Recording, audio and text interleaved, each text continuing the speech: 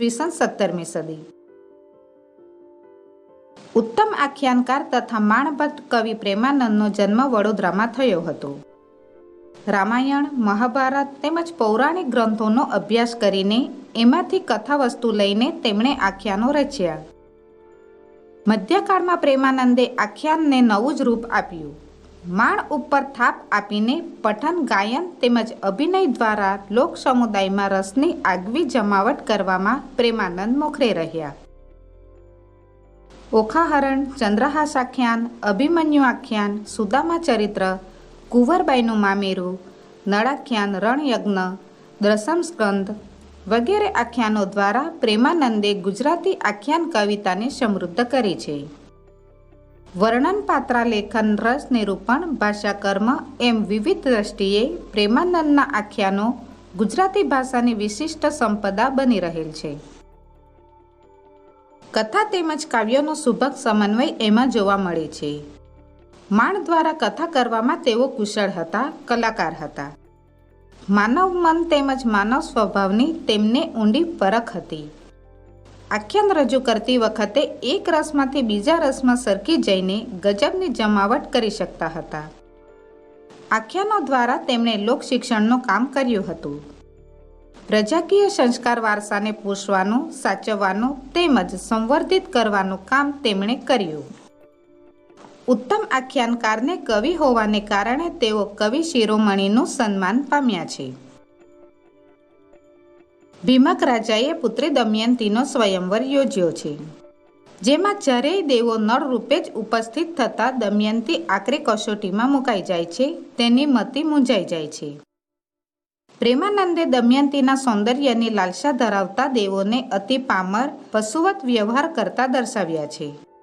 અહીં દેવોના પારસ્પરિક છળ કપટને અદ્ભુત રીતે નિરૂપીને કવિએ શ્રોતાઓનું જબરું મનોરંજન કર્યું છે. દમયંતી દેવોને ત્યજીને નળ રાજાને વરમાળા પહેરાવે છે.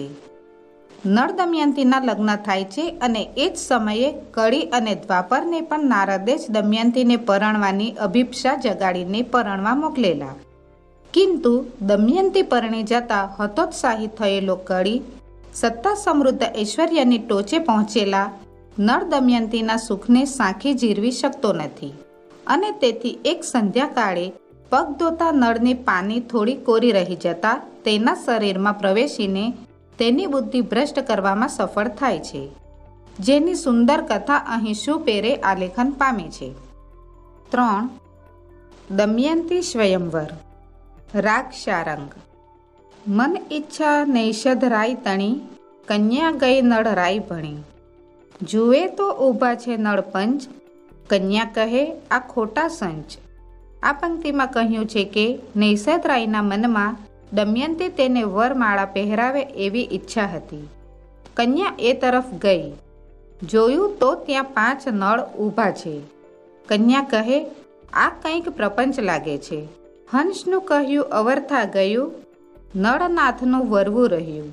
એક નળ સાંભળ્યો ધરા, આ કપટીકો આવ્યા ખરા. આ પંક્તિમાં કહ્યું છે કે હંસે કહેલી વાત નકામી ગઈ.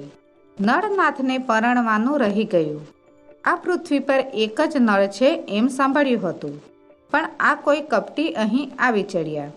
5 નળ ચેષ્ટા કરે, લાવહાર કંઠે આગળ ધરે. તવ દમયંતી થઈ ગાભરી, વિપરીત દેખી પાછી ફરી.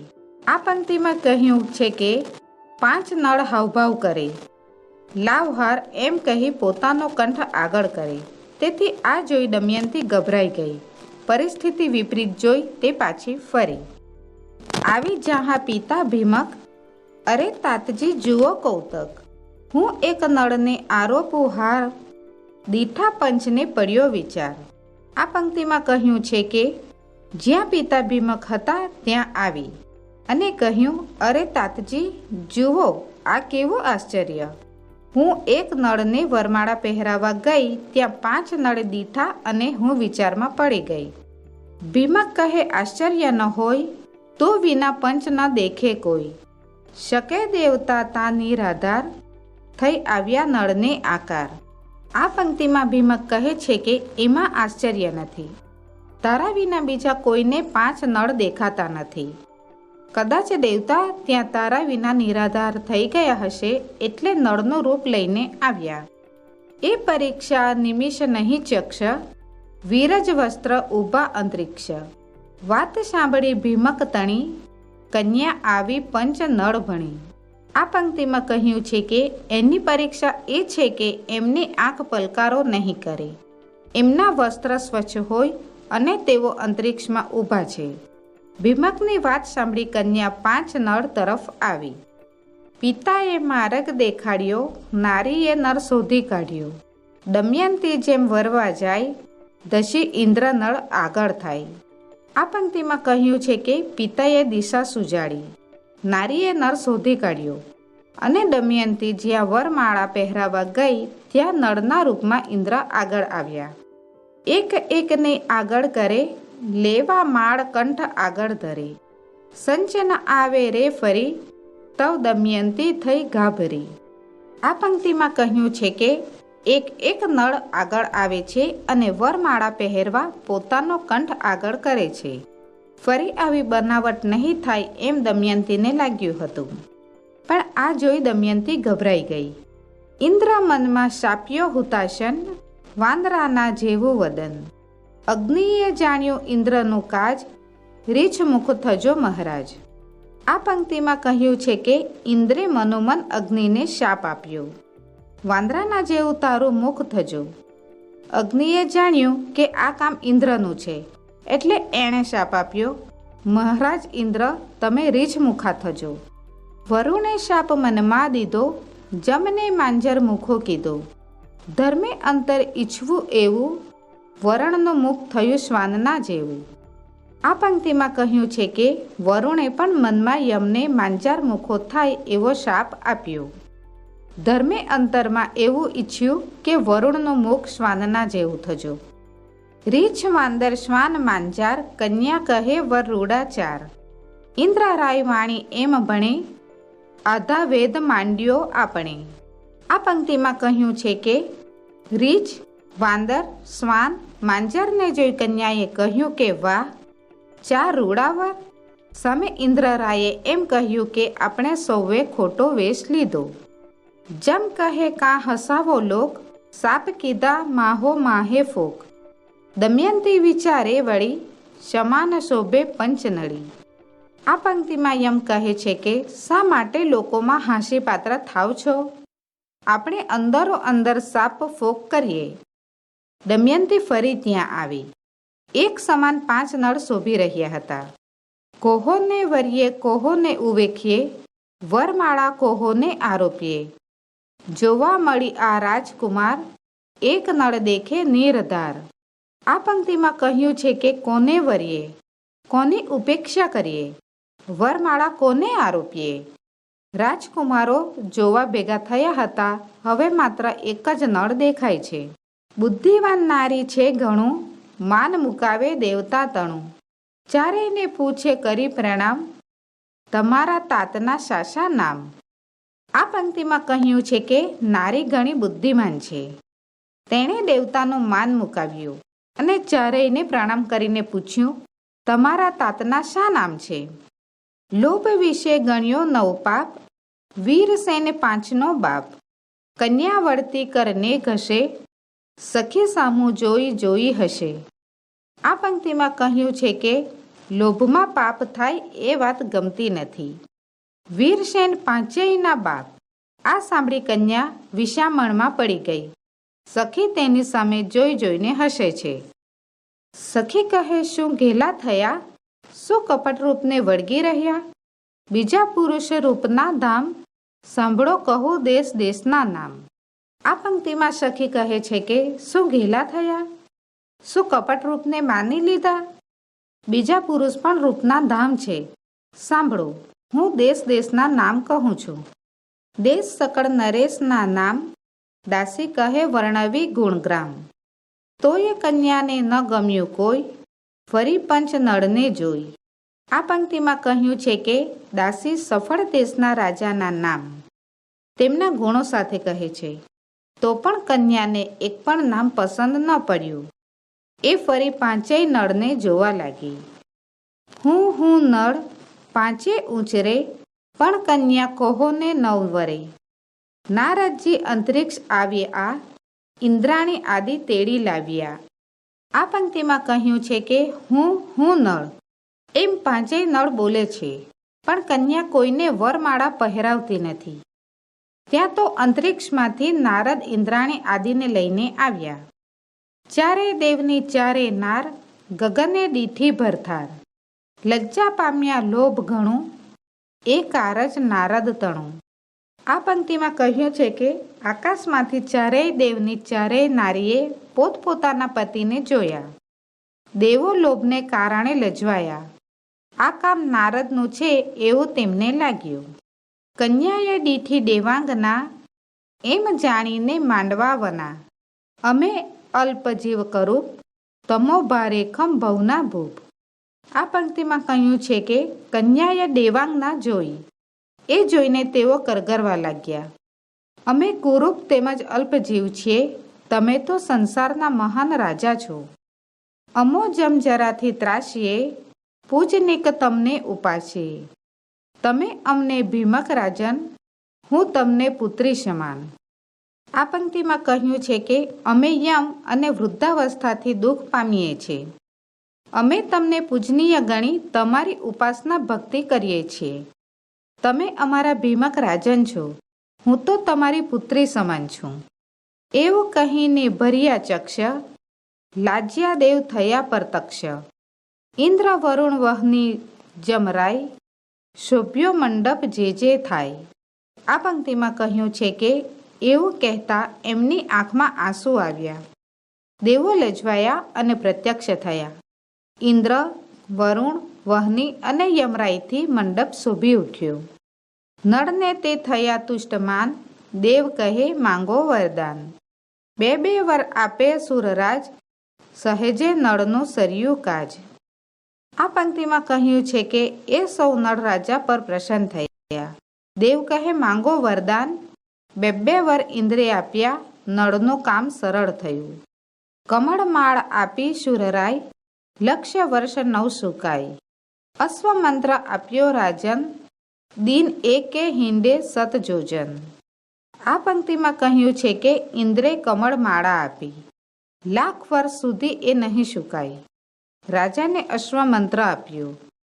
એક દિવસમાં આ અશ્વ 100 જોજન દોડશે. કહે અગ્નિ નહીં દાજે તુંય, જहाँ સમરે તાਹਾਂ પ્રગટુય હુંય. ધર્મ કહે ભોગવે રાજભોગ, ત્યાં લગી નહીં પૂરમાં રોગ. આ પંક્તિમાં અગ્નિ કહે છે કે તું અગ્નિથી નહીં દાજે. તું જ્યાં મને યાદ કરીશ ત્યાં હું પ્રગટ થઈશ. ધર્મ કહે છે કે તમે રાજભોગ ભોગવશો ત્યાં સુધી તમારા રાજ્યમાં કોઈને રોગ નહીં થાય. જે કરશે તારી કથા વાચના, તેને ન હોય જમ જાચના. વરુણ કહે સાંભળ નળરાય, સૂકું વૃક્ષનો પલ્લવ થાય. આ પંક્તિમાં કહ્યું છે કે જે તારી આ કથા વાચના કરશે તેને ક્યારેય યમનું તેડું નહીં આવે. વરુણ કહે સાંભળ નળરાય, સૂકું વૃક્ષનો પલ્લવિત થશે. સમર્યું જળ ઉપજે તત્કાળ, 8 વર પામ્યો ભૂપાળ. પછી દમયંતીને આપ્યો વર, અમૃત સ્ત્રાવ્યા હજો તારા કર. આ પંક્તિમાં કહ્યું છે કે સ્મરણ કરતા તત્કાળ જળ ઉત્પન્ન થશે. રાજાએ 8 વરદાન મેળવ્યા. પછી દમયંતીને વર આપ્યો, તારા હાથ અમૃત સ્ત્રવ્યા હજો. સર્વે સ્તુતિ કીધી દેવતા તણી, વિમાને બેસી ગયા સ્વર્ગ ભણી. દમયંતી હરખી તત્કાળ, નળને કંઠે આરોપી માળ. આ પંક્તિમાં કહ્યું છે કે દેવતાની સર્વેએ સ્તુતિ કરી. પછી દેવો વિમાનમાં બેસી સ્વર્ગમાં ગયા અને દમયંતી આનંદિત થઈ તત્કાળ નળના કંઠે વરમાળા આરોપી. સાધુ રાજા સર્વે રહ્યા, અદેખવા ઉઠીને ગયા. વરકન્યા પરણ્યા રીત કરી, ભીમકે પહેરામણી ભલી ભરી. આ પંક્તિમાં કહ્યું છે કે મંડપમાં રાજા સાધુ સર્વે રહ્યા, પણ અદેખા લોકો ઉઠીને ચાલ્યા ગયા. વરકન્યા વિધિસર પરણ્યા. ભીમકે સારી એવી પહેરામણી કરી. લાડકોડ પહોંચ્યા આપણા, નળને વાના કીધા ઘણા. નળ દમયંતી બંને જાય, વોળાવી વળ્યા ભીમકરાય. આ પંક્તિમાં કહ્યું છે કે આપણા લાડકોડ સફળ થયા. નળની ઘણી આગતા સ્વાગતા કરી. નળ દમયંતી બંનેને ભીમકરાયે વળાવ્યા. ગાજતે વાજતે નળ રાજા વળ્યા, એવે કળિયુગ દ્વાપર શામા મળ્યા. વરવા વૈદર્ભી નારદે મોકલ્યા, આવે ઉતાવળા શ્વાસે હલકલ્યા. આ પંક્તિમાં કહ્યું છે કે વાજતે ગાજતે નળ રાજા પોતાના દેશ તરફ નીકળ્યા. એવામાં કળિયુગ દ્વાપર શામા મળ્યા. નારદે તેમને દમયંતીને પરણવા માટે મોકલ્યા હતા, એટલે તેઓ ઉતાવળે શ્વાસે હાંફળા ફાંફળા લાગે છે. બેઠો મહિષ ઉપર કળીકાળ, કંઠે મનુષ્યના શીશની માળ. કર્મા કાંતું લો શણગાર, શીશ સઘળી ધીકે અંગાર. આ પંક્તિમાં કહ્યું છે કે ઘડિયાળ પાડા ઉપર બેઠો હતો. ગળામાં મનુષ્યના માથાની માળા પહેરી હતી. હાથમાં લોખંડની તલવાર શોભે છે. માથું તો સળગતા અંગારાની જેમ ધગધગતું હતું. જય વરુ દમયંતી રૂપની ધાન, જુએ તો મળી સાહમી જાન. કન્યાએ વર જાણ્યો વર્યો, કલી ક્રોધે પાછો ફર્યો. આ પંક્તિમાં કહ્યું છે કે જઈને રૂપના અંબાર સમી દમયંતીને વરો, પણ ત્યાં તો જાન સામે મળી. કન્યા વરને પરણી ચૂકી છે.